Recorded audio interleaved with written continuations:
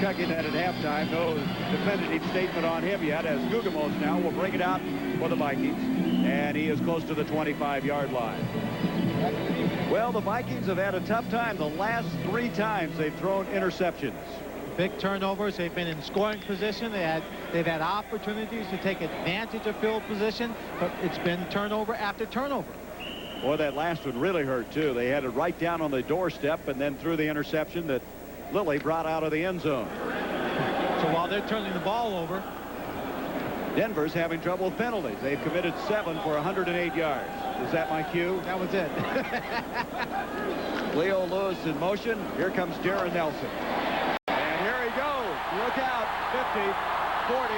He's to the 30, 20, 15, 10. He's at the 4.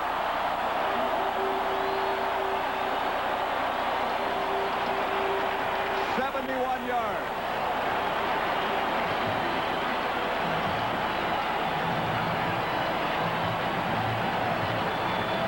An outstanding run. Alfred Anderson gets great blocking up front. Look at the holes just opened up for him. As the pursuit goes to the outside, Tony Lilly, number 22, getting caught there. That was Darren Nelson, just takes off. They get some help downfield, but number 50, Jim Ryan, the outside backer, comes up. Now watch here. This is Mike Harton, 31, who's coming down, force him just to slow up just a bit. And when he slows up, makes that move, number 50, Jim Ryan, the linebacker, comes up for the stop. That was good effort by Harton. He fought off the block, got the touchdown, but here it comes anyway. Dozier.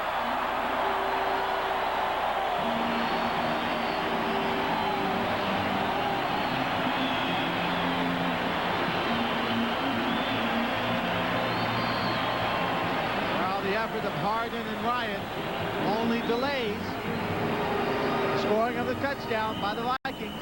DJ Dozier. Watch this block by Rick Finney, number 31. It's a great job. Ricky's come up. He's playing it off. Just gets nailed right there. Rookie out of Washington. You can see why they like to use him in those short goal line situations. Point after attempt now. Chuck Nelson. For the first time in the game now, the Vikings have the lead. 20-17. Greg Coleman to hold. And that was veering right. He missed it. Boy, that is very unusual. Last year, he was 44 of 47. He was perfect coming into this game.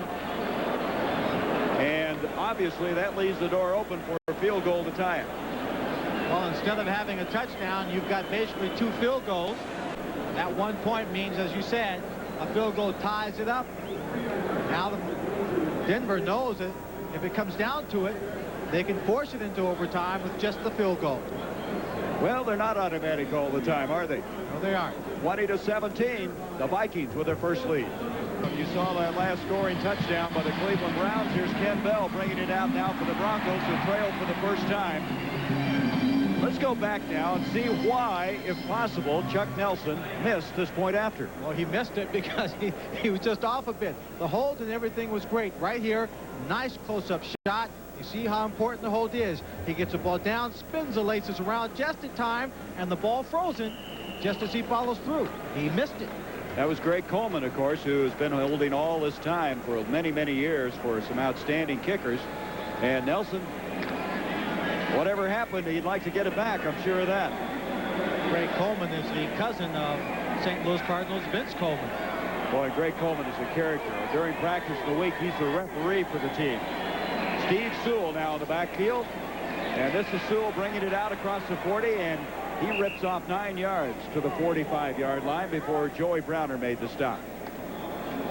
Well, Denver started out this game, and they took 7 minutes and 53 seconds to score. Then they punted, came back again with another impressive drive. Now look what's happened since that time. Punt. They did end up with a field goal, and there's the guy who just went 72 yards officially now, the longest non-scoring run in Viking history. Clarence Kay, Bobby Mitchell, the tight ends. Mitchell in motion. Elway back, second down, a yard to go, and that went right through the arms and into the arms of John Harris. Went through the arms of Jackson to Harris, and that is the 45th interception with his veteran of 10 years out of Arizona State. Solomon was over there defending on the play on Jackson, but that ball was thrown so hard, and it was hard for Jackson to come up with it. This is the ultimate in tip plays, in the tip drill. The ball just goes through and hits Carl Lee so hard in the helmet, it goes up a good 15 feet in the air. That's using your head, right? Yeah, well, that's using it productively, too. Watch here. Whiplash. They had that one planned all the way. Well, the interception, that turnover, the first interception by Elway. Back to throw is Wilson, and he's got Anthony Carter at the 40, and Carter's been open all night long. What a game he is having. That's an 18-yard completion to the 40. Tom Lilly made the tackle. Anthony Carter, 2 wide receivers, just using his speeds, reading, zone coverage, breaking away. Does such a fine job. When you've got his kind of speed, it's so easy to go across the zone and just get into those open zones very, very quickly. You got the safeties have to come up and react when they've got someone forcing them deep. He has 3 catches for 53 yards, but 2 of his plays have produced penalties, interference penalties. Oh, there's another interception. This is Haynes. Mark Haynes picks it up, and he has his second interception of the game. Well, we're kind of playing giveaway right now. Quid pro quo. This for that. So for 1 interception, they get 1 back. The ball thrown low and behind the receiver. Bad mistake. Mark Haynes right there. Boy, Wilson now has suffered 4 interceptions this game, and what you would call plus territory twice. I mean, deep inside where they were moving, looked like they'd get something out of a drive. So Elway just threw one a moment ago, gives off to Lang, and Lang runs into difficulty. That's kind of an understatement. That reaction by Dolman, I should say, and there is where we were at the halfway point. Still, Denver with the time of possession certainly in their favor. Leading in every category, tied in first downs. Passing yards for the Broncos. One area they didn't lead in was interceptions, however, I might add. That's true. 6 defensive backs on a 2nd and 14. A loss of 4 on that last play. Natil goes in motion. Elway. Vance Johnson. Johnson will get back to about the original line of scrimmage. He'll be almost 10 yards short of the first down. Carl Lee reacting well. Lee is playing, by the way, with a cast. He dislocated his wrist in the first day of camp, and pretty tough to be playing that defensive back spot. But he is, after missing all the preseason, been able to open up. And you can see the cast. I don't know how in the world you can make tackles and play a defensive back spot with that kind of a cast. Well, it doesn't help you in catching the ball if you're going for an interception, but the hands are free, so he can grab on. 3rd down now, 9. Elway over the middle. Goes to his back, coming out of the backfield. That's Ken Bell. And Bell tried to get the first down, but he's short. Stafford Mays, who's the only replacement player the Vikings kept. The former St. Louis Cardinal made that stop. Look outside where I guarantee you, folks, it's a lot colder than it is in here. Kickoff time was, what, 45 degrees? 44, 45 degrees. In here it's 68. A little bit overcast. Got to get new glasses. Here we go now. 4th and 1. We're going to go for it.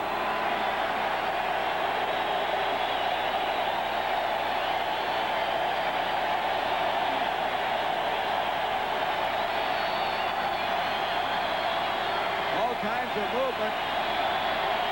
And we're going to have a delay of game. They didn't get it off. Well, what Elway was trying to do there is he wasn't going to call a play. All he was going to do is send a man in motion, try and draw the defense offside. If he draws him offside, they pick up the first down without having to execute the play. Doesn't turn the ball over. I don't think I've seen a man go in motion twice. Goes in motion, he once, stops. came back again. Well, as long as he sets for a second, he can move again. Well, now they're going to have to get rid of the ball. That's the 8th penalty, by the way, for 113 yards. Leo Lewis, short man, is Gugamos, number 41. Moran will punt it.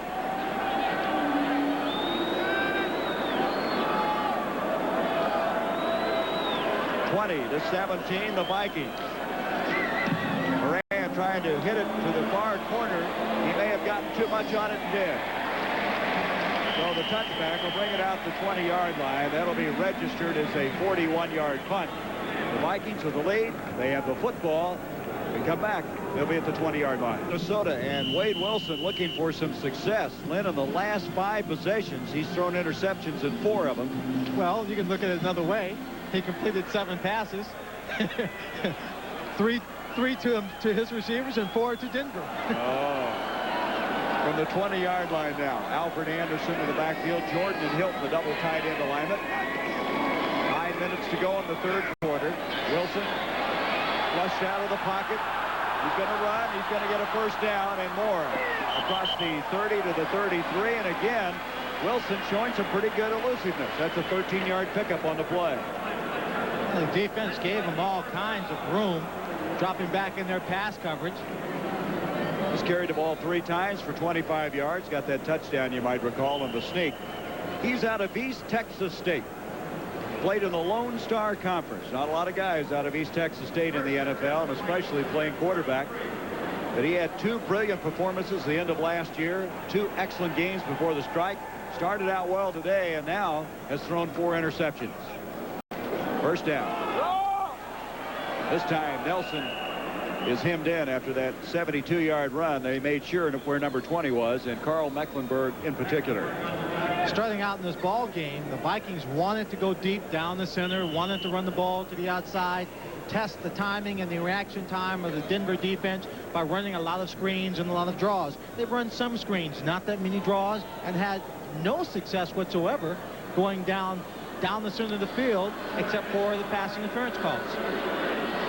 DJ Dozier's in the backfield along with Anderson. Also in the game is Hassan Jones, number 84.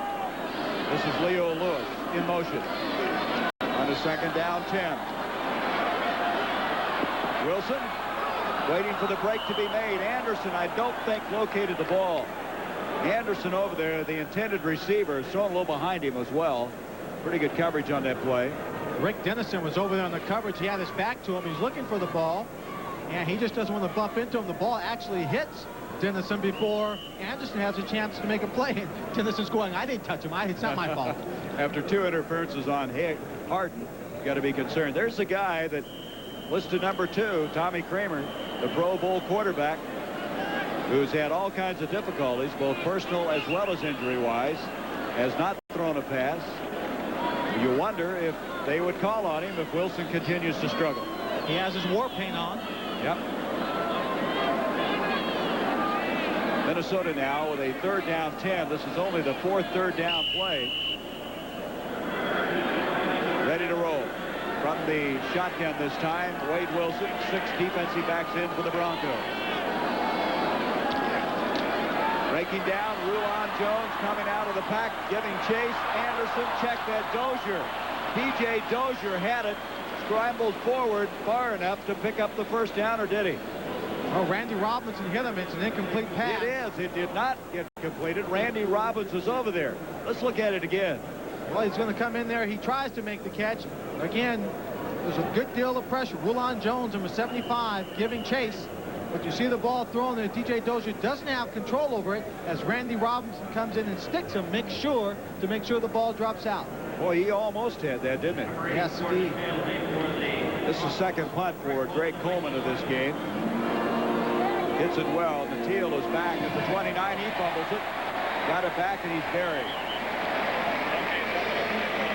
So at the 31, after a 39-yard punt, the Broncos trailing by 3 with 7:52 to go in the 3rd quarter. Acrobatics here, not only on the football field, but on the sideline, as we have 7:52 to go in this 3rd quarter. I'm Gary Bender along with Lynn Swan, as the Broncos trailing for the first time after leading at halftime 17-14, now down 20-17. Total yards. 2nd half, they just moved right up the ladder, passed him up. Well, that 72-yard run by Nelson made a lot of difference in those stats. Boy, Elway got busted that time. That was Jesse Solomon. It was in his face, and he just went somersaulting backwards after he landed on top of it. Just no chance to make that play work. Jesse Solomon, the outside backer, just came crashing in. You see, we're seeing him right there coming in. They had a blitz going there. He comes in from his outside position. John Elway is lucky just to have gotten that ball away. Solomon's an amazing story. He's a 12th round draft pick, 51st linebacker selected in the draft, and he did not even start at Florida State. He was a backup linebacker. But he's too good to keep on the bench, and he's become a starter for this Viking team. Second down, 10, in motion to Teal. Elway over the middle, threw it too low for the big tight end Mobley, and we have another penalty. We may have a roughing the passer. Joey Browner. That's what it is. Number 47. We told you at the beginning of the ball game, the Vikings wanted to blitz, let John Elway know that they would come in, apply the pressure. The last two plays, they have blitz. They line up in that 46 defense. Passer, 47 defense. Touchdown. Joey Browner, number 47, comes in. There's the ball. He's allowed one step. Boy, that's it. He kind of held up. You got to give him credit for that. He looked like he did hold up just a bit there. Came around from behind. Browner is an outstanding football player. 30-14 now. We understand Charles White has scored for the Rams, so they might get back into that game yet. We got a long way to go. Lang and Sewell, they're the backs behind Elway after the roughing the passer penalty. First down. Elway rolling around. Here comes that speed. Millard misses him. Elway, a little pass forward to Jackson, and Jackson turns around, and he's very close to the first down. They have a man shaken up. That's Doug Martin. He was back there with Millard giving chase. Millard went diving through at the shoe tops of Elway. Couldn't knock him down. Number 54, Keith Bishop, the left side guard. When Elway begins to scramble, comes back. He's a man who picks up the block. You watch number 79, Martin coming right by there. Oh. There it is, right there. He just upends him, protecting his quarterback so he can get the ball away. Mark Jackson making the catch just short of the first down. So Martin, who's kind of emerged as the leader of this football team, a former #1 draft pick in '80 from the University of Washington, they're looking him over. That was just an excellent block by Bishop, but of course Martin's just really susceptible to that because of the blind side. He just had no chance to see it coming. We have an outstanding menu for you on Saturday. UCLA, Arizona State. UCLA, very impressive thus far. Unbeaten, the only unbeaten team in Pac-10 play. Will go against Arizona State, who's lost one. That was to Washington. And then in the Big Ten, some of you will see Michigan State, Ohio State, as they're now chasing, of all teams in that Big Ten, Indiana. Indiana having a great season. You saw Doug Martin walking off on his own power. Boy, it's good to see. You can really get hurt in that situation. You're just going pell-mell after somebody, and you don't look for somebody coming back like that, and he got dumped. So Stanford Mays has come in to replace him at defensive end. Second down, a yard to go.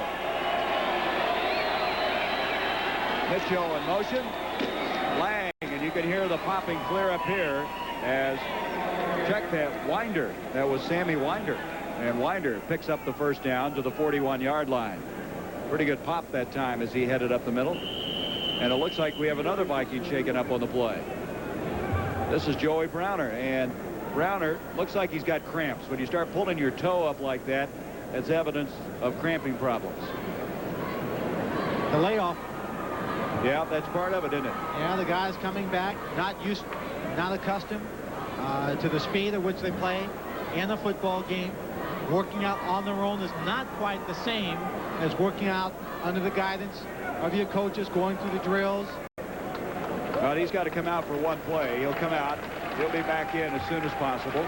Browner made that mistake a while ago, but it was an honest mistake. It's one of those aggressive mistakes, and this guy plays as well as anybody in the NFL. The strong safety in the Pro Bowl the last 2 years. Fifth-year man out of USC. From the famous Browner family. Yep. Ross Browner. And Keith. Keith Browner. Notre Damers. First down 10 after that run by Winder a moment ago.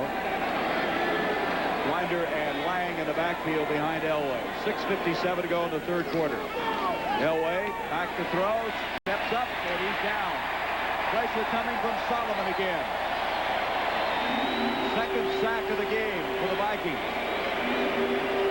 And now we have another player shaken up for Minnesota. Looks like Millard is down. Is that right? As Keith Millard, earlier it was Doug Martin, Browner coming off. But that was very good pressure by both Millard and Solomon that produced the sack and stops at the 45.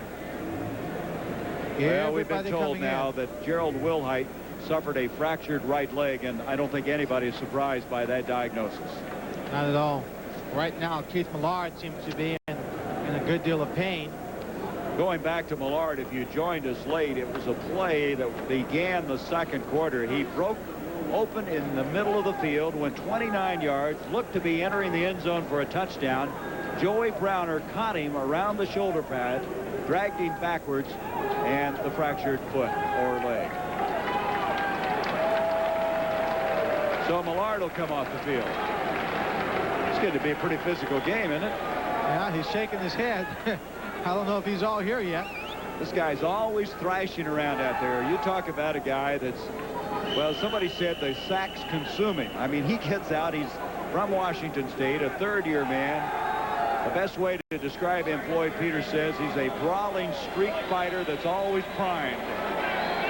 Played for Jacksonville in the USFL and played that exact same way. Second down now after the loss. Second down and about 14 yards to go. Flag on the play. Elway scrambling, and Martin's got him. Doug Martin checks back in, and he drops him. The penalty is going to be against the Denver Broncos. Number 82, Vance Johnson, turned upfield while he was in motion before the ball was snapped, and obviously the Vikings will turn it down in favor of the sack. That's an 8-yard loss. Motion, 82 offense. The penalty is declined.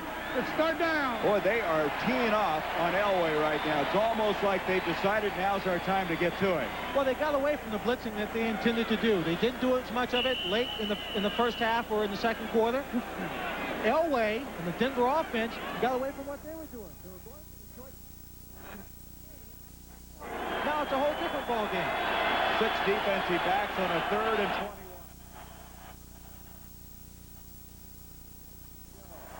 Third quarter.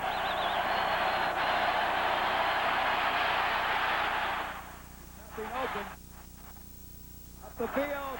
That is Brown. Isn't it remarkable?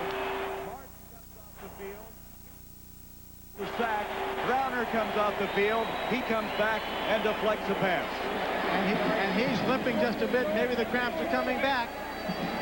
Elway gets good protection here.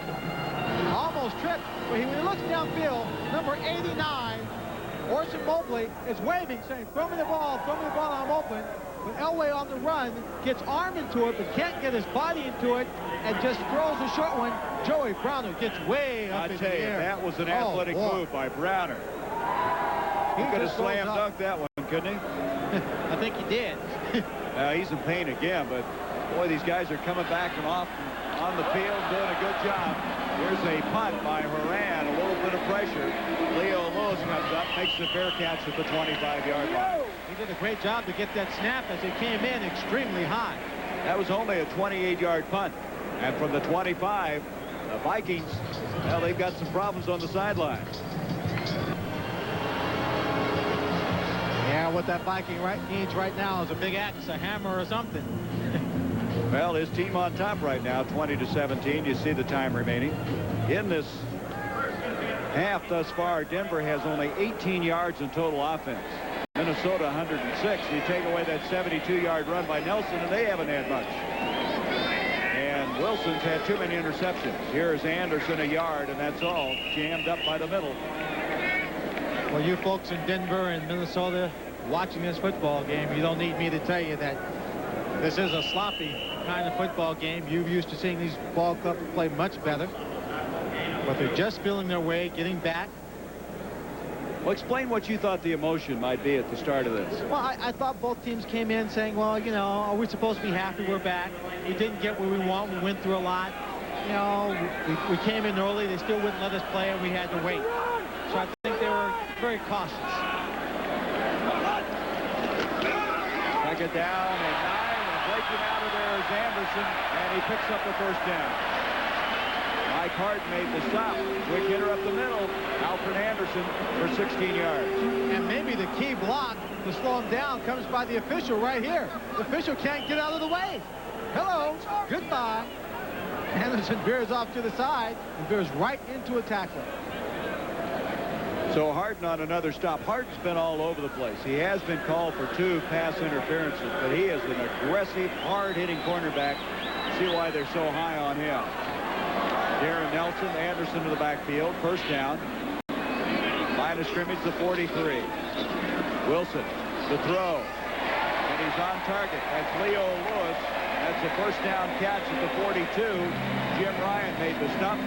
14-yard completion to the 7th-year veteran from Missouri. See him coming in here. He had 3 catches for 72 yards and 1 touchdown before the strike took place. Makes a good grab in tough territory. His father was quite a football player in the Canadian Football League. He played with Bud Grant.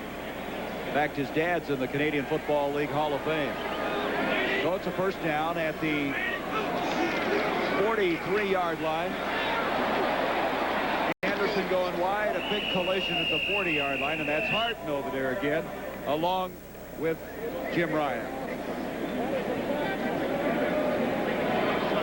Okay, let's look ahead now to what will be coming up on Sunday. The New York City Marathon, 10:30 Eastern, Pacific 9:30, and then the Nissan Indy Challenge, beginning at 4 o'clock Eastern, 3 o'clock Central. The New York City Marathon is something to see. It brings together people from all over the world running the streets of New York.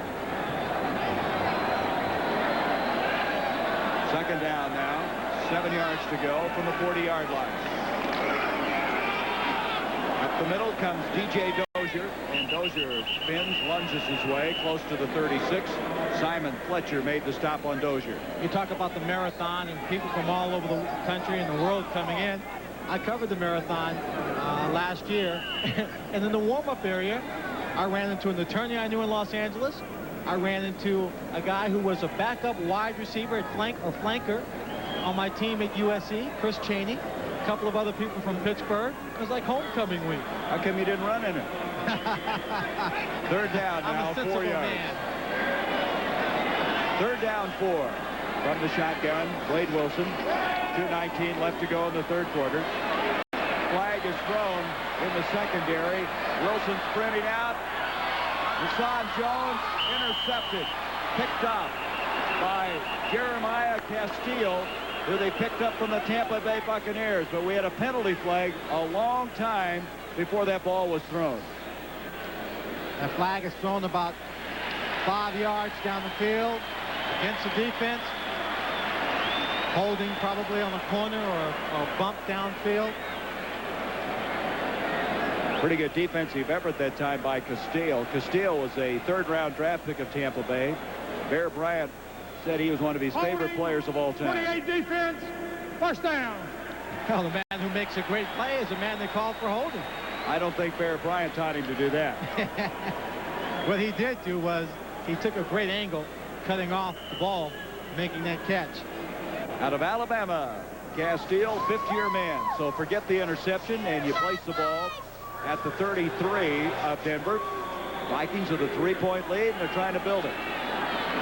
Allen Rice now in the backfield along with Nelson. That's Rice, number 36 in motion. Here comes Darren Nelson. And here comes Darren Nelson the other way. And Darren Nelson ran a lot of yardage back and forth and didn't pick up anything. Wade Wilson almost got trampled in the process. Darren's trying hard to get the big yards. He's running around in that backfield. That's the second time he's done that. And both times, Wade Wilson has tried to throw a block for him. And he looked like a mouse getting stampeded out in an open field someplace. He said, I called that play to go to the other side of the field. What are you doing over here? Get away, go back. Second down, 10. He was not exactly a north-south runner on that play.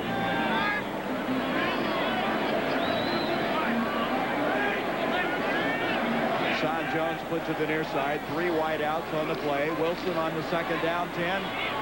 Far sideline. Coming back is Lewis. Lewis rolls up with the catch, and he has a first down.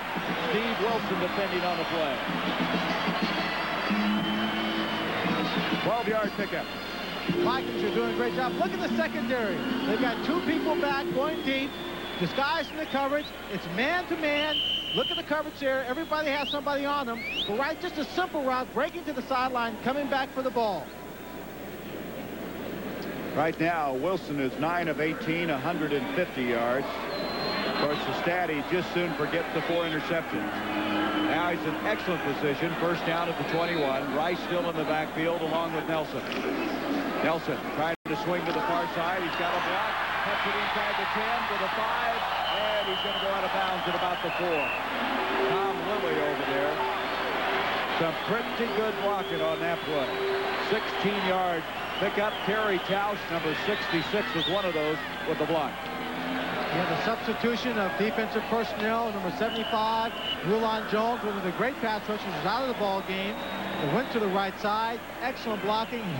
Darren Nelson just runs through Mecklenburg. Good run. They're going to mark it at the 5. Nelson, 7 carries now, 88 yards. The long one, of course, the 72-yarder. That began the second half. First and goal at the 5. Dozier and Finney in the backfield. This is Dozier, and he's in. Touchdown.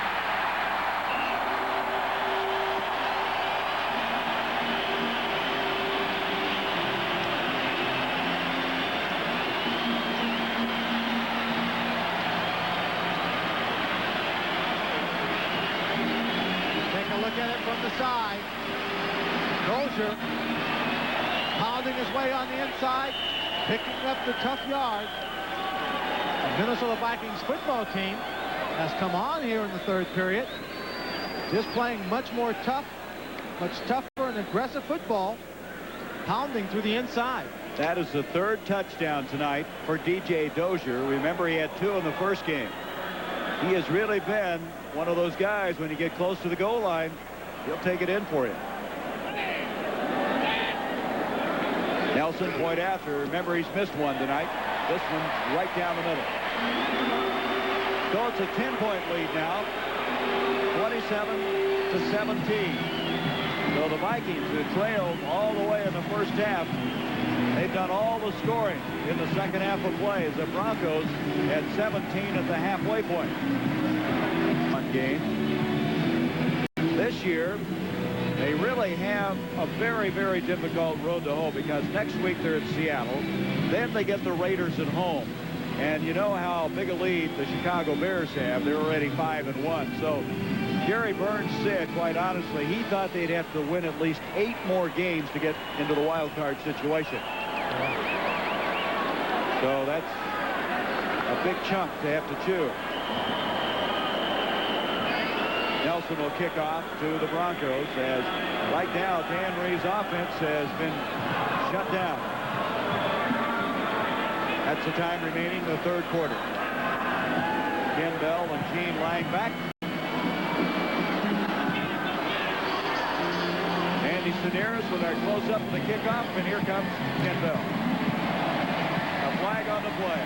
Another flag on the play, as he brings it out to the 25-yard line. And a third flag on the play on the far side. Jesse Solomon making the stop for the Vikings, so it may take a while to sort this one out. Looking to the Denver Broncos, on the other hand, Lynn, they really have a good opportunity to catch San Diego. They're going to play them twice. San Diego, of course, prior to tonight, with a game-and-a-half lead. It could be cut to a half game if somehow the Denver Broncos pull it out. But what they have facing them now... Use of hands, 58 on the receiving team. First down. What they have facing them is Detroit at home next week. They're at Buffalo, and then they play the Chicago Bears. And Detroit is playing real basic football. That's not going to be the toughest game they have of the year. But the Bills with Jim Kelly could be very dangerous. Jim Kelly can lead that football team and keep them in the ball game. And the Bears defense will beat you up. And their division is extremely tough. And with San Diego playing so well, their defensive unit playing extremely well, Al Sanders has them running the football stronger. It's going to be a tight division when you include Seattle and all of that. Lansford has kicked the field goal for the Rams. They climb a little bit closer in that game with the Browns. Hand off to Winder. Winder brings it out to the 13, 14-yard line, and Henry Thomas made the stop. By the way, that penalty a moment ago against Denver now is 10 penalties, 128 yards. We may be approaching some kind of a record for the Denver Broncos. Gain on that play of 2. It'll be 2nd down and 8. Their record is 160 yards. I'll tell you, our statistician Roger Riley had that in a hurry, didn't he? I think he saw it coming early in the first half. Well, we're about to end this third quarter. 10 seconds left in it. Lang and Winder in the backfield. And batted down, 51. That is David Howard, the third-year man from Long Beach State. And we have come to the close of the third quarter. We'll return to the Metrodome after this word about an upcoming show on ABC.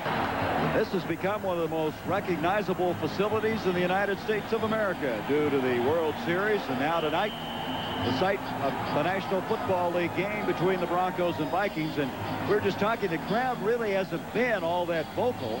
I wonder if they're the same season ticket holders for the Twins, and they've just used all that energy up. They probably are. They're just recuperating from last night. Here's a wave they try to have going up in the stands. Looks more like a trickle. We start the fourth quarter. It's 3rd down and 8 now for the Broncos, who trail by 10. Elway had a man on him when he threw the ball. The ball short of the mark intended for Vance Johnson, but Elway had Chris Dolman, the man from Pittsburgh, coming from the backside. Chris Dolman made the switch from linebacker, the down lineman, but he still has that good speed as he comes around from the backside. Just causes him to flutter that pass. Boy, he went down hard, didn't he? Sure did. Dolman is the guy who was a linebacker last year. They moved him to defensive end. They felt like he was trying to think too much, so they got him in a down position, and he just comes after people down. Mike Horan will punt this one. He had a high snap the last time. Big rush. Got it underway. Lewis coming up. No fair catch. Going to the far side. Got a block from Finney. And he's going to convert it to a gain to the 31-yard line. And we have a Bronco shaken up. It's Mike Horan, I believe, the punter. 33-yard punt, a 15-yard return. You're exactly right, Lynn. It's number 2, Mike Horan, who is down. The tackle, by the way, was made by Randy Robbins, but more importantly, the status of their punter. Mike Horan. Whenever there's a return on, and the returning team is moving their way down the field, the punters trying to move over, make a play. Sometimes they get caught by it. Well, the big stat, of course, still is the turnovers, Lynn. 4 against Wade Wilson and the Vikings. However, they have moved ahead in total offense now. Yeah, we talk about the turnovers, and the turnovers are bad. There's no way of getting around it. When we talk about the penalties against the Broncos, some of those penalties are equal to turnovers. Now, that is the third quarter only. Look at that, 27 yards. They just have not controlled the ball on offense. They've gotten away from the short control game. Give credit to the Minnesota Vikings. They've been blitzing, applying a lot of pressure, and have completely stopped whatever running game the Denver Broncos thought they might have had. You can probably see in the background, Horan got up and walked off on his own, so that's good. Good field position now for the Vikings. They have a 10-point lead, and they could really put this game where they want it. Leo Lewis in motion. Best starting position they have had all game long, but it's going to be hindered a little bit because of the fine defensive effort that time by Lilly. The safety, Lilly, outstanding performer at Florida. He was a 3-time All-Southeast Conference player. He came back. They're going to lose on that play at least 3 yards. It'll bring up 2nd down and 13 yards to go. He replaces Foley on this defensive unit. Great safety for this ball club, consistent. Steve Foley actually split some starting time with him last year. Foley retired, and it's all Lily's job now. Second down, 13. 14 minutes to go in the game. Darren Nelson to the 30, inside the 30. And Ricky Hundley over there to make the stop. Well, they've got a long ways to go yet. It's going to be third down, still 7. Darren Nelson. You know, Nelson was the first player in NCAA history to come up with 1,000 yards rushing and catching 50 passes. But you know what? Brad Muster last year for Stanford accomplished that same feat. Brad Muster finally got back into the playing role for Stanford. They've won 3 in a row now. Big game over Oregon. They beat Oregon 13-10. My man Brian Johnson leading it. I knew you'd get that name in. Third down now, 8 for Wilson. Shovels it off to Rice. Allen Rice to the 15, 10, and he's out of bounds at the 5.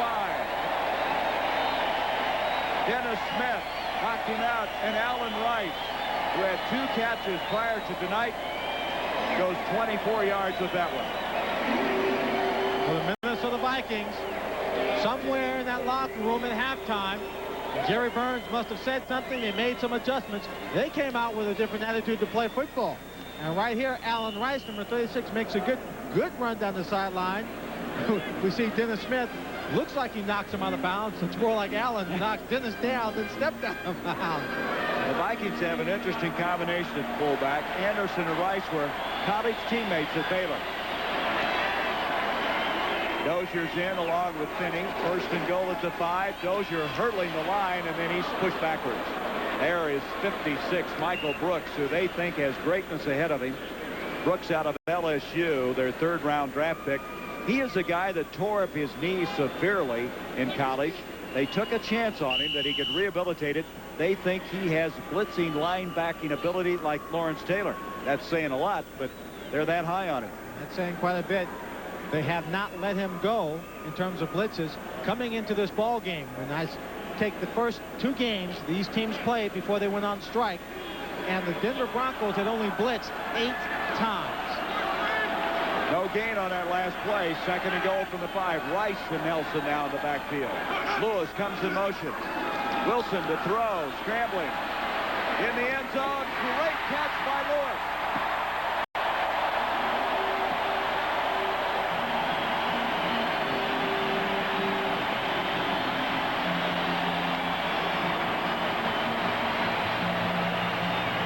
It may just be a matter of personal pride after having watched the replacement team lose 3. The Vikings coming back. Lewis laying out his body for this catch. That's an excellent catch anytime, any place, anywhere. If that had been number 88, I would have thought that was Lynn Swan. Well, I've been there a few times. I'm kind of envious of that one right there. Boy, that was pretty, wasn't it? Yes, it was.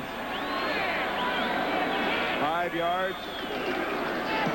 Point after attempt by Nelson, and all of a sudden, this Viking team has really taken control. We're going to look at this again. It's that nice as we take you away to this commercial. Wilson scrambling, getting additional time, and watch. He's only 5'8", 170. Beautiful diving grab. As an end result, it's a 34-17 game in favor of the Minnesota Vikings. Nelson to kick off. Teal is back, joined there by Vance Johnson. The Broncos need something to happen in a hurry. It'll be Vance Johnson bringing it out. And they're getting a good return out of this one out to the 36. Hey, we want to just take this moment to say thanks to a guy, and this is hard to believe, but Bob Bernthal has been a technical director with ABC for 37.5 years. 37.5 years. He's been with the company. He's older than you are, but we understand this is his last show with us. And Bob, we just thank you, and I know there's many people who worked with you a lot longer than I have that appreciate you even more. And congratulations on a great career. 37.5 years. He deserves to retire and relax a little bit. Seen a lot of changes since 1950. Oh yeah, black and white television. First down now. Elway can't hit Clarence Kay. David Howard defending on the play. Well, Dan Reeves, you better find something that's going to work on that card, because right now they just aren't going. They had, what, 27 yards in the third quarter. Here we are now with 12 minutes to go in the fourth, and they still haven't gotten it going. Elway is 1 of 6 on his passing. He's going to look down on that card and find M for miracle, like his miracle comeback. Last 6 passes, he's hit on 1. And from the 35-yard line, he has Lang and Winder behind him on the second down 10. Elway, pressure coming, throws it on target to Kay. Kay is going to be short of the first down, I think. Now, wait a minute. He may have fallen forward. He came back to the ball, was hit. Let's see where they're going to mark it. He needs to get right on top of that yard line, and he didn't, so they are short. He had to come back to the ball. If Elway hadn't thrown the ball when he did, if he had waited another half second, they might have called that a sack, because he had a man all over him. Stanford Mays, number 73. And Clarence Kay does a great job. He hooks back. Right there is where he needs to go for the first down. But he's got to bend down, come back, and in coming up, he moves away from the first down. In motion is Sewell. Third down, a yard, and they're going to get the first down. Elway diving forward, picks it up to the 48-yard line. It is almost a mistake psychologically and emotionally when a team comes out in the first drive, first quarter, to hold that football 7 minutes, 39 seconds, make a great drive, and say, hey, this is easy. Touchdown, 7 points, we have control over it. They haven't had that kind of control since. It's been all Minnesota in the second half. Elway with a first down and broken up beautifully by Carl Lee. This is a very active defense. Dan Reeves talked about the speed. Here is good positioning by number 39. He does a great job here, just timing it. Rick Intel, good speed, stays with him, comes back inside the ball just a bit late. He knocks it down, and when he gets up, gave it a little English like a bowler. You see it again, Elway zips it in there. This ball's coming pretty quick. He's able just to get a hand on the football. It's a pretty good piece of defensive work by Lee. He is a fifth-year man out of Marshall University. Second down 10, 6 defensive backs in. Protection is there. Elway's cranking it up, but it's underthrown. And Gugamos had a piece of it. Also a piece of it went to Jackson, and it ends up incomplete. Mark Jackson made as great a defensive play as I've ever seen. And this ball just comes way up in the air. Number 48, Reggie Rutland covering on the play. Now this ball just flutters up in the air. I think it slipped. You see right there, Jackson just pushes off, comes inside. He goes up, almost makes a great catch there. Gugamos is out of St. Thomas College, which is in St. Paul, and he has a college teammate on this team by the name of Jim Gustafson. St. Thomas, not a very large school, but 2 guys contributing to the Vikings. Third down 10.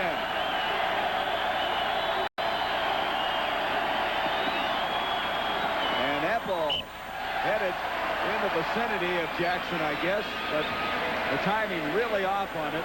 Also over there was Rick Massey, but just nothing developed at all. It looked like there was some confusion on the play. The ball was thrown long. You should see Joey Browner. Those cramps again. Those cramps coming back. Let's hear it for the defense. Let's hear it for the defensive line. They've been applying pressure to John Elway all night long, and they're the reason why Elway has not been able to complete those passes. Well, they've sacked him 3 times coming into this game. They allowed only 7 all year long. Of course, some of those stats are misleading because you're talking about replacement stats as well as a regular team. Leo Lewis is back. Moran, who's back in after being hurt. Boy, he kicks this one high. And the fair catch is made. I wonder if it's as hard to locate a football on this Teflon roof as it is a baseball. Anyway, the punt sets it up for the Vikings. They have a lead now of 34-17. As the Vikings have just dominated in the second half. Let me ask you again, do you think a football up on that Teflon roof is as hard to locate as a baseball? No, I don't. Okay, thank you. Football. I don't want to hear anymore. Okay. Well, it's a lot easier to see. It's bigger and it's brown. Just checking. So Denver outscored 21-0 in the second half.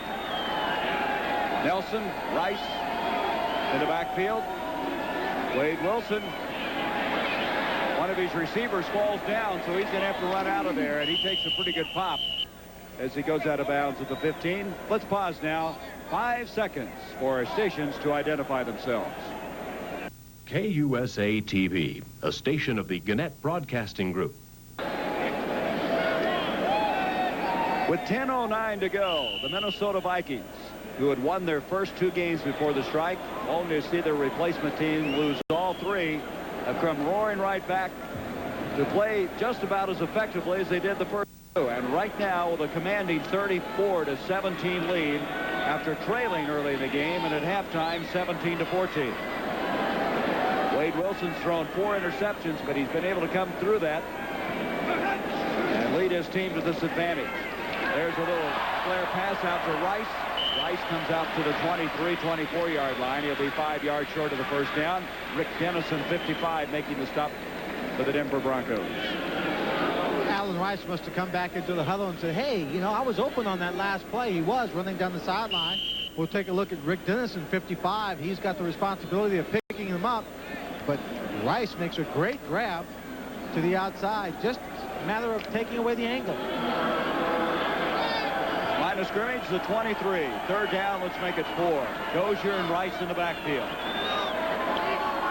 Even though they have this lead, Minnesota, deep in their own territory, came out throwing. They have not been cautious. This is Rice again. Rice got back to the line of scrimmage, and that's about all. Well, they threw on 1st and 2nd down, then they decided to run on 3rd down. I think they just want to keep control of this ball game at this point. Let the clock run down. They've got a 17-point lead.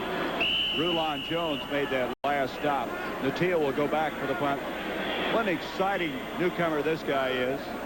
Out of Florida, there's been so many fine wide receivers from the University of Florida. And he'll receive the punt from Greg Coleman.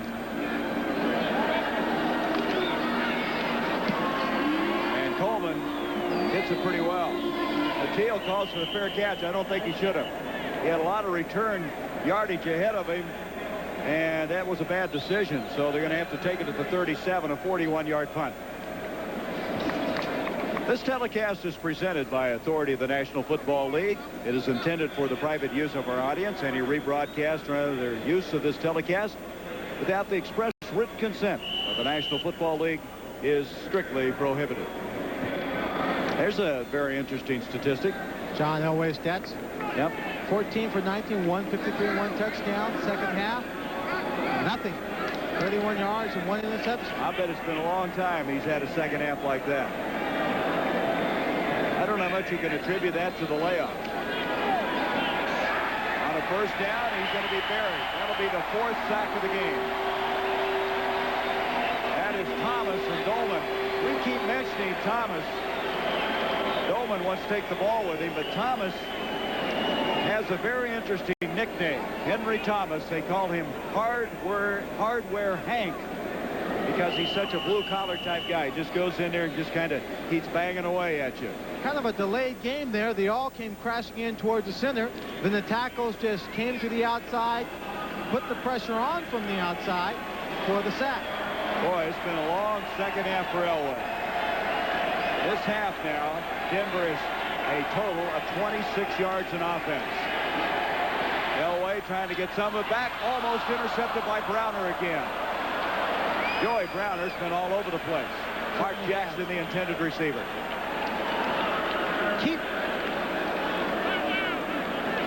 Browner hanging in there. Keep in mind, this is a good football team before the strike. They're just coming back. And see, there's the stats. But again, some of that's a little misleading because, again, it's replacement players. But it is stark because the Broncos just don't have, you know, the kind of offense. I don't care whether they've been on strike or where they are. They've never had so many misfires, so many problems they've had tonight. This is really unheard of for a John Elway team. Pressure coming. This time he's on target. Beautiful throw. Catch is made by Clarence Kay, and they get a 1st down on a 3rd and 19. That's a 24-yard pickup. 24-yard pickup. Earlier in the ball game, we told you about Billy Bryan being out with the knee injury. that Larry Lee is in there making those line calls. I talked to him before the game. Watching the protection, we're watching these guys blitz and stun around. He said they have a call for the line called a pocket call. That's just blanket protection where they pick up the first front four people and a linebacker. So I think what's happening when the linebackers and people come to the outside, their backs just aren't picking them up. Elway, a rifle shot and another first down. It's Kay again. He's finding the 6'2", 240-pounder. Henderson made the stop. They moved the chains again to the 35-yard line, a 14-yard pickup. Right now, Elway and Kay kind of playing catch out there. Kay with 4 catches for 63 yards.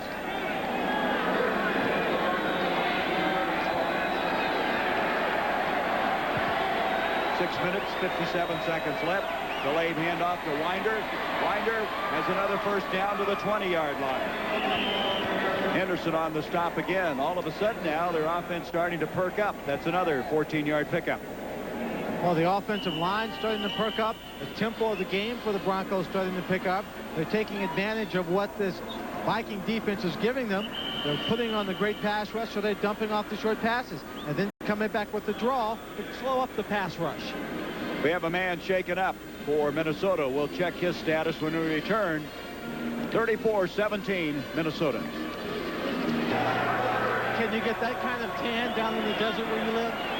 I don't think you can get a tan indoors here. I don't know about that. First down now from the 20-yard line. Elway's had this drive going pretty well. This one misfires. He just kind of sidearmed that one into the turf. Interestingly enough, on this drive, Denver's picked up 57 yards. They had only 35 yards the entire half before this last drive. There's Dolman, who was shaken up earlier. Looks like he's all right. Out of Pittsburgh. First-round draft pick in 85. They had to convince him to move to defensive end. He thought he was a linebacker. But the way he's playing, I think not only has he convinced himself, he's convinced everybody else. Second down 10 now from the 20. 6.5 minutes to go in this fourth quarter. Elway gives off to Winder. He gets out of the grasp of Martin. Gets a block, and then John Harris is up there, and that play just never did develop as they lose yardage on the play. I want to remind our viewers, Lynn, that tonight on Nightline, cholesterol and heart disease. ABC News medical editor, Dr. Timothy Johnson, and what you need to know about cholesterol to save your life. That's tonight on Nightline. Well, they lost some yardage. Icebox. Tim Newton comes out of the ball game now. Well, we're seeing it in spurts. We're seeing it most consistently in the second half by the Vikings, and right now by Denver in this drive. We're seeing the football that they're capable of. Once they get back in the flow of things, we'll see much more consistently. They're just starting to regroup. Well, they got to regroup for next week. Third down, 13 for Elway. Going to run out of there with a 15. Going to try to get the first and goal, and he got it. But boy, you got to get nervous when you see your quarterback running around the open field like that. David Howard was over there to make the stop. Now we have a fight going, and that may be precipitated by the fact that they were going after Elway, as you will in a situation like that. Millard being pushed back. He did get the first and goal, and we have another man down. It looks like Browner again having trouble with the leg cramps. Well, you know that Elway is a tough competitor. He's just getting fed up. He's been the victim. Now he's deciding to dish out a little bit of punishment. He gets hit here by, looks like Dolman over there, or that's David Howard, 51. Pops him into Carl Lee. Yeah, it is not Browner. We're corrected. That's Neil Gugamos, who's having, looks like the same problem, doesn't it? The cramps. Yep. So Gugamos instead of Browner. We stand corrected. Yep, you can see it. It's just, boy, those things, I don't know if you've ever had them. I know you have, Lynn. They knot up on you, and they are as painful as anything. And right now, they're trying to get that toe back up. We did have a penalty flag now, and that probably results around the point of impact around John Elway. Waiting on Tom Dooley to sort it out for us. I think this time of the year, it gets pretty dry. Foul, 75 defense. First down. That's Millard, and of course that was around where Elway went down. Here's Gugamos coming off, and he'll be all right. You know, the air gets real dry when it's cold. and you go out there and you sweat and you're working out and you don't really think you're losing a lot of the moisture in your body, but you are, and you have to keep replenishing that. Plus, you also have to get that potassium and all the chemicals and natural chemicals back in your body. They're just not doing it. Plus salt tablets. A lot of guys use that, too. The guys have been staying away from salt tablets for a long time. Have they? Yeah. Well, I'm an old-timer. We used to use salt tablets. Well, this new modern medicine, I don't know. You're not that old, Gary. First and goal now from the 4-yard line.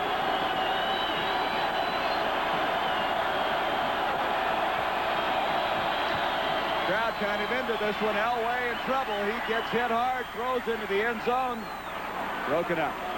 Lang, the intended receiver. Harris, number 44, was there, but I was almost distracted by the punishment that Elway was taking back at the 15-yard line. That's a touchdown. He caught it? That was a catch. I did not see it. I was watching Elway. Watch this pressure put on. It's low, and he's behind other receivers in the defensive back. Oh. The ball comes in. He just gets He down did over catch it. And makes the grab. Take another look. The pressure has not stopped. Elway's still under it. He doesn't even get his arm completely back to throw this football. He like shot puts it across the line. Well, it is a touchdown. And the point after is added. That cuts it down to 10 again. 34-24. Very interesting play at that time. 9 plays, 63 yards, culminating in the touchdown toss. Let's look at it again. Now watch Elway's arm. He doesn't even get a full drop back there as he just flings it into the end zone. His man, number 33, Gene Lang, open only for a second there, makes a very good catch. Boy, I tell you, that shows you, though, how quickly Elway can get things going. Just a little flick. He didn't get it all off, and he really paid for it. He's taking a pretty good pounding today. Yeah, that's why he's making over $1 million a year. Uh-oh. That's why he's making that kind of money. That doesn't sound like that was, well, never mind. Well, I think he's well paid, and I don't think he's overpaid. Okay. All right? This man, John Elway, is this offensive unit. And this unit will play as well as he plays. It's a lot of pressure. You know, he has to hang in there. I was at the playoff game last year against Cleveland. In the overtime, he just drove his team down there. I mean, that kind of player, you're going to pay that kind of money. Hey, Art Rooney Sr. said, you can never overpay a great ball player. That sounds like one of your negotiations. Let me ask you something. He got me cheap. Is this guy the best in the league? He's got to be one of the best in terms of what he can do. You know, personally, there's one other player I think that's on the same level as he is in terms of his ability to throw the football, his intelligence about the game. Unfortunately, he's not playing on as good a team, and I think that's Jim Kelly. Boy, he really played well yesterday. Danny Marino is an outstanding quarterback. He's got a strong team. But the two quarterbacks I'd play for any time in this league come out of retirement. Maybe. It'll be Elway and Jim Kelly. The kickoff by Carlos. They have Nelson back to return this one. Darren Nelson for the Vikings. Out to the 20, 25, 30. Excellent return. Guggemos was shaken up earlier, so he could not return this kickoff. And so Nelson brings it out. Simon Fletcher stops him, but that's a 32-yard return by Darren Nelson. Well, Elway's numbers have improved on that last drive. He's 21 of 37, 226 yards, 2 touchdowns, 1 interception. So it's back to a 10-point game with 5:16.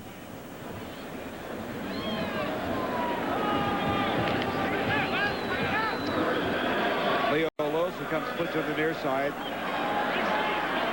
Deshaun Jones put to the top. In motion, that's right. Pressure blitz from Dennis Smith. They read it. They get it off to Jordan, and Jordan has the first down. Very good read that time by Wilson. He had to get rid of it because Dennis Smith was coming after him. Denver Broncos don't blitz often. We pointed that out to you before. They had only blitzed 8 times. Smith comes in that time, but when you blitz, and you're susceptible to a big play. First down out to the 46.5-yard line. Rice, Dozier in the backfield. One thing this Viking team has now, they have some depth at the running back spot. When you got Dozier and Nelson, that's pretty good depth. Wilson rolling. Jordan can't hang on. It's intercepted. And a Smith. And now the Broncos aren't out of this one. Not at all with 5:02 to go. Smith. That was Robbins with the interception. That was not Dennis Smith. He's getting up a bit slow. Number 48, Reggie Rutland. No, that's Robbins, isn't it? Excuse me. Yes, Robbins. I had Dennis Smith first, but it's Randy Robbins out of Arizona. He's a fourth-year man and a little bit shaken up on the play. I was just about to say, honest, really, Gary, I was just about to say that what Denver needs is their defense to come up with a turnover. 5 minutes to play in the ball game. They need their defense to come get the ball back to them and give the offense a chance to march down the field. That's a 5th interception thrown by Wade Wilson. He came into this ball game with the 6 touchdown passes and had thrown in 3 interceptions in the first 2 games. The last 2 starts at the end of '86, he had 300-yard games. He had thrown for 248 yards, 285 yards, and tonight had some pretty good yardage that he's been able to mount up, but 5 interceptions, that's not what Jerry Burns had in mind. The 5 interceptions, by the way, ties a Viking record. Seems like we've had a lot of records tied or closely tied. It's been that kind of game. So now the Broncos with 5:02 left, down by 10. They have all 3 of their timeouts remaining. The line of scrimmage at the 41-yard line.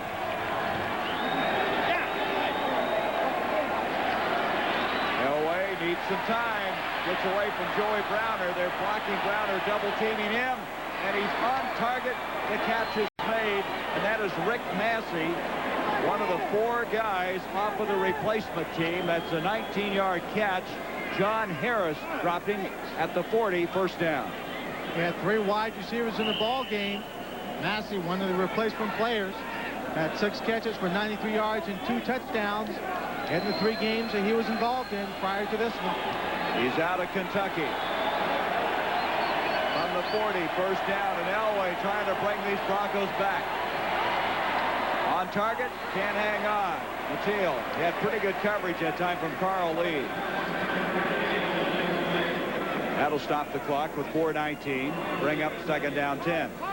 I just picked it up on that last play. Number 54, Jesse Solomon, outside backer, just delayed a bit on that last play. And then he blitzed coming into the outside. The 4 down linemen tied up all the blocking up front. Then he came to the outside and tried to apply pressure to John Elway.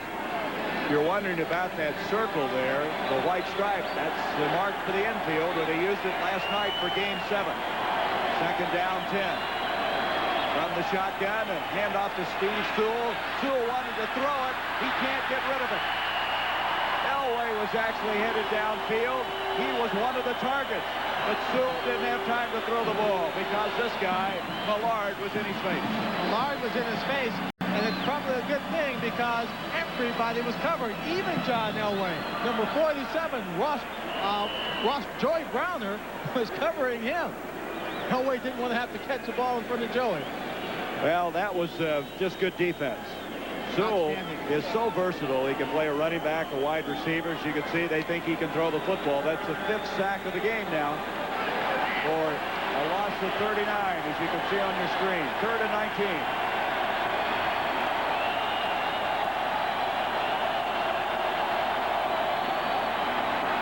Elway, protection is there. He's past the line of scrimmage. He's got to take off. He gets out of bounds.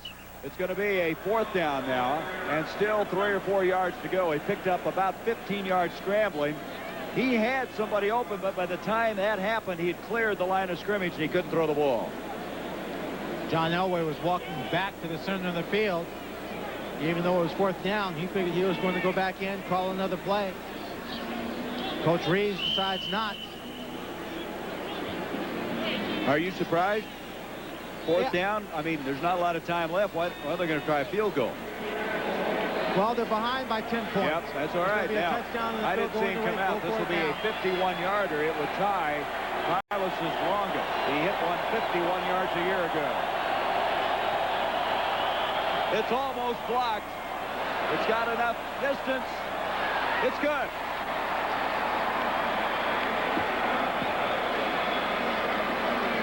for the success of that play is the very reason why Dan Reeves is down there, considered one of the outstanding coaches in the National Football League. Behind by 10 points. He knows he has to score a touchdown and get a field goal. You see how close it comes to being blocked. Carlos just hangs in there, follows through, and it's right through the uprights. Last year he kicked a 51-yarder.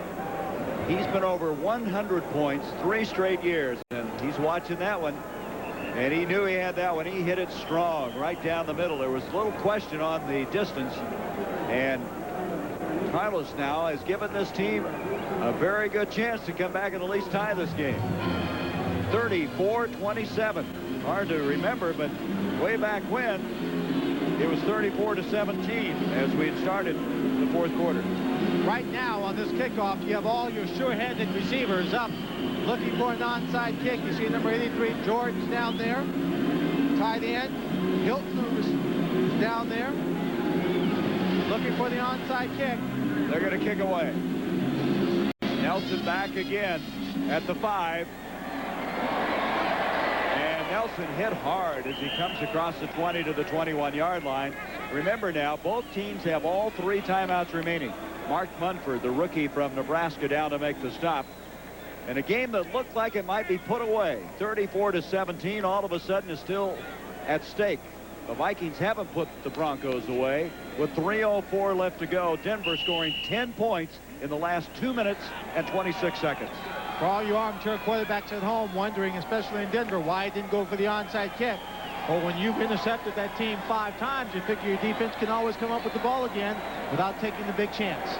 Rice and Nelson in the backfield. This is Darren Nelson trying to turn the near side. The white shirts arrived there. Good reaction that time. That's Cragen, number 71 out of Utah State, and Mecklenburg. Mecklenburg just plays full tilt all the time. He was the AFC Player of the Year last year. He used to hold the sack record for the Broncos. He had 13, and then Rulon Jones broke it with 13.5 last season. 2nd down, 7. Gain of 3. Rice, Dozier in the backfield for the Vikings. They're taking their time getting to the line of scrimmage. 2.5 minutes to go. Using up as much of that clock as they can.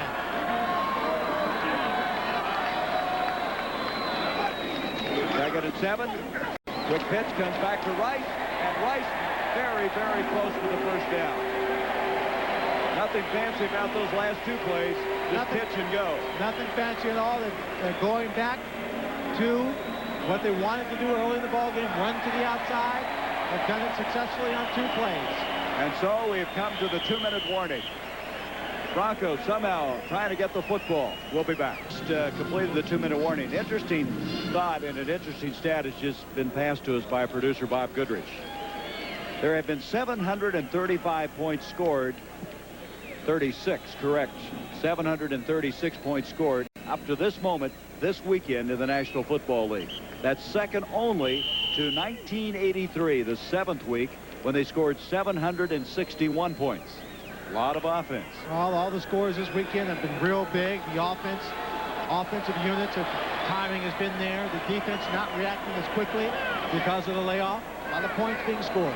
1st down, 10. Darren Nelson, the only running back. They come to this side again. That's 3 straight tosses to the near side. Nelson picking up 4, almost 5 yards.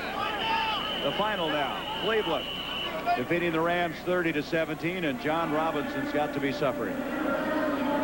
Yeah, he's looking at a ball club that is much better than that score indicates. Got a few problems there. Denver, by the way, using their first timeout. They have 2 remaining with 1:50 left to go in the game. Yeah, it's hard to believe. The Rams, looking at them on paper, of course you don't win games on paper, but they look like they have an awful lot of weapons offensively. I feel that Jim Everett could be as good as this guy out here someday, Elway. Well, they brought Jim Everett in. He's got talent. He's got tools. You bring him into an organization, offensive unit that was relying solely on Eric Dickerson to run the football. Teams were lining up 8 people on the defensive front saying, yes, we know you're going to run the football. John says, of course I'm going to run the football, and they were still winning, making it to the playoffs. And with Jim Everett, gave them another weapon to the tool. Just not happening. Jerry Burns, 11-10 record in his year plus at Minnesota. Rice in the backfield. They're going to give it to him, and they are opening some holes. That's another first down, and that might do it. Andre Townsend made the stop, but all of a sudden they just said, okay, we're going to control the line of scrimmage, and that's exactly what they've done. I think I heard that Viking blowing his horn somewhere in the distance. The call of the Great Northwest, or the Great North, I guess it is here. Where are we? Hey, I want to thank our spotter, Bill Breslin, our statistician, Roger Riley, for their work. Bob Goodrich, our producer. Andy Sedaris, our director. They're still down there, aren't they? I think so. Okay. Also, some other people we certainly want to thank as this big weekend here in Minnesota for ABC with the World Series, and of course this game. There's another straight ahead to hand off. Bob Bernthal, we talked about him earlier, our technical director, associate director Jack Graham, our technical manager Mark Smith, unit managers Ed Delaney.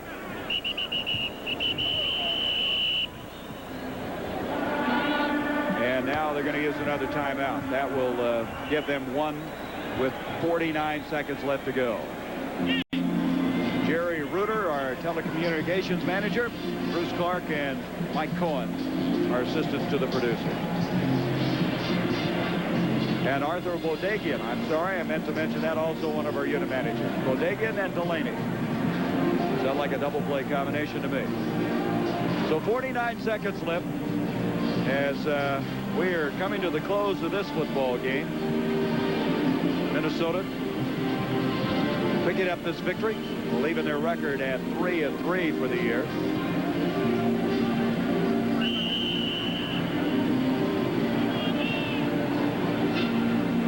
Okay, this ABC Sports exclusive has been brought to you by Miller Genuine Draft, cold filter draft beer. It's as good as it gets. By Mercedes-Benz, engineered like no other car in the world. By Kellogg's Nutrific Cereal. It's 4 brand new. By Tandy Computers, there is no better value.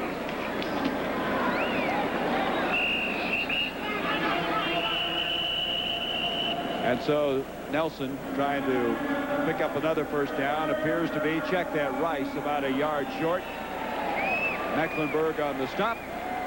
Another timeout, and that's the last for the Denver Broncos. The Denver Broncos hoping that something could happen, a fumble, anything, give them a chance. Hey, how about your Pittsburgh Steelers? Are they coming back now, Liz? Well, I hope so. They've had some tough times there. They played well enough with the replacement players. They won a game against Cincinnati yesterday. Looked pretty good. Ray Cleveland's playing. I picked Cleveland to win the division. Go on and actually pick Cleveland to be in the Super Bowl this year. But how about the AFC West? I see where Bo Jackson didn't play yesterday for the Raiders. I think I kind of upset him the way it sounded. He said no comment, but it didn't sound like it was a very happy situation. But right now it's San Diego. Are they for real? I think they are. Al Saunders, who is their head coach, who's my freshman coach at USC. Always liked him. Very smart, bright coach. Managed people well. Always got the most out of him, and I think he's made a good move in pushing the defense and making San Diego think more about the run instead of just the pass. And of course the Boz will get Seattle over the top, right? Well, I'll tell you, the AFC West is so competitive, so tough with Boz, you know, with the Seattle playing so well, Knox doing a great job up there, San Diego, the Raiders, Denver. That was Rice again, trying to struggle forward on a third down, a yard and a half to go. Hundley impeded his forward movement, and they may have to measure to see if he got the first down. They've stopped the clock with 31 seconds. And how do you feel like a team like Denver? I said it a couple of times tonight. You go 11-5 in the season. You think that's good enough for at least a wild card berth? They couldn't even get a wild card berth in 1985. Well, the owners meet tomorrow in Kansas City. They are talking about having a split season format. They could go to 16 teams in the playoff. They could have 8 wild cards. There's all kinds of talk about that. I know Minnesota would like to see it. Their win tonight certainly will soften the blow of what happened with their replacement team. It's fourth down. They did not get it. They did not get it. I'll tell you a team who would like to see it more than the Vikings, the Giants. Yeah, that's right. Well, they played well yesterday, though, didn't they? The Giants. Sims just came back and played great. So the clock started once again. The Vikings will be in no hurry to snap this one. Depends on where they started. They may not have to take another snap. So they would have a second left, I believe. They do have to snap this one. So on 4th down, they'll wait till the last second. If he takes a snap and kind of runs around a bit, a receiver should go behind him just to make sure. That'll do it.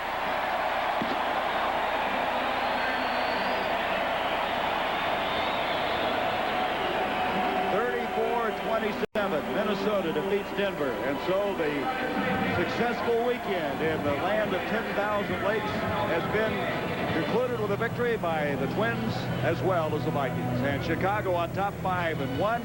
Then comes Green Bay. Minnesota 3-3 with Tampa Bay and Kansas City on the bottom. And then in the West, we talked about San Diego. Seattle a step away.